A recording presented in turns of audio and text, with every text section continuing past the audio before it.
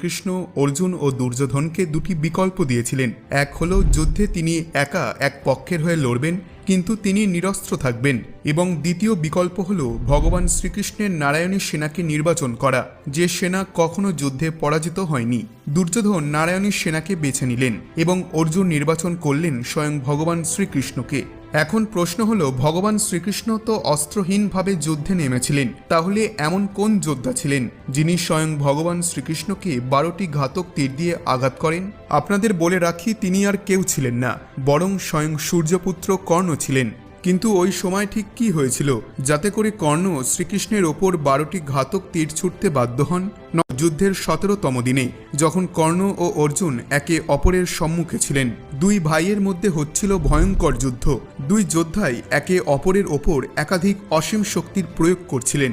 যুদ্ধে আকাশ বিস্ফোরণে ঢেকে গিয়েছিল। একে অপরের ওপর অসংখ্য ঘাতক বাণ দিয়ে প্রহার করতে থাকেন। কর্ণের রণনীতি এটি ছিল যে তিনি অর্জুনকে হত্যা করতে চাইছিলেন, এবং অর্জুনও ঠিক এটাই চাইছিলেন। এই দুইজনই একে অপরকে সর্বশ্রেষ্ঠ ধনুর্ধর মানতেন। এইভাবে যুদ্ধ চলতে চলতে এক সময় এমনও হলো যখন কর্ণ অর্জুনকে পরাজিত করার জন্য সর্পবাণ প্রয়োগ করার সিদ্ধান্ত নিলেন। এই তীর অর্জুনের ওপর নিক্ষেপ করার জন্য তিনি অনেক বছর ধরে অপেক্ষায় ছিলেন।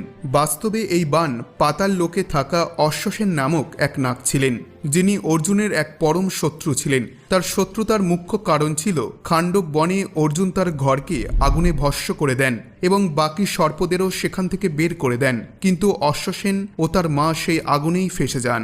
অশ্বসেন প্রাণে বাঁচলেও তার মা অর্জুনের তীরের প্রহারে মারা যান।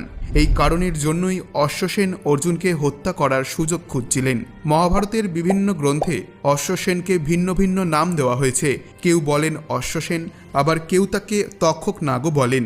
মুখ্য যুদ্ধের সময় অশ্বসেন প্রথম থেকেই কর্ণের বাণকে নির্বাচন করেন, কারণ তিনি জানতেন যে কেবলমাত্র কর্ণই পারবে অর্জুনকে হত্যা করতে। তিনি সুযোগের সন্ধানে ছিলেন। কর্ণকে সর্পবাণ প্রয়োগ করতে দেখে অশ্বসেন স্বয়ং তার তীরে বিরাজ করেন। কর্ণ অর্জুনের ওপর তীর নিক্ষেপ করেন। অর্জুন ওই সময় বাণরূপধারী অশ্বসেনকে চিনতে পারেননি, কিন্তু তার রথের সারথি ভগবান শ্রীকৃষ্ণ তৎক্ষণাৎই চিনে ফেললেন এবং তার প্রিয় অর্জুনকে প্রাণে বাঁচাতে শ্রীকৃষ্ণ তার চরণ দিয়ে রথকে ভূমিতে বসিয়ে দিলেন। রথের চাকা মাটিতে ফেসে যায়। তীর অর্জুনের শরীরে লাগার বদলে তার মাথার মুকুট স্পর্শ করে বেরিয়ে যায়। এই প্রকার ভগবান শ্রীকৃষ্ণ তার প্রিয় অর্জুনকে রক্ষা করেন। অর্জুন ও ভগবান শ্রীকৃষ্ণ রথের বসে যাওয়া চাকাকে উত্তোলন করার জন্য রথ থেকে নেমে পড়লেন। তখনই সুযোগ বুঝে কর্ণ অর্জুনের ওপর প্রহার করা শুরু করেন এবং তখনই ঢাল হয়ে দাঁড়ালেন স্বয়ং ভগবান শ্রীকৃষ্ণ। ওই সময় কর্ণের দ্বারা নিক্ষেপ করা 12টি ঘাতক তীর এক এক করে বিঁধে যায় শ্রীকৃষ্ণের শরীরে। সম্পূর্ণ সৃষ্টির রচয়িতা ভগবান বিষ্ণুর অবতার স্বয়ং শ্রীকৃষ্ণ বাণের পীড়া সহ্য করে গেলেন। এরপর ভগবান অর্জুনকে অশ্বসেনের কথা বললেন। অর্জুন 6টি তীরের সহায়তায় অশ্বসেনকে টুকরো টুকরো করে দেন।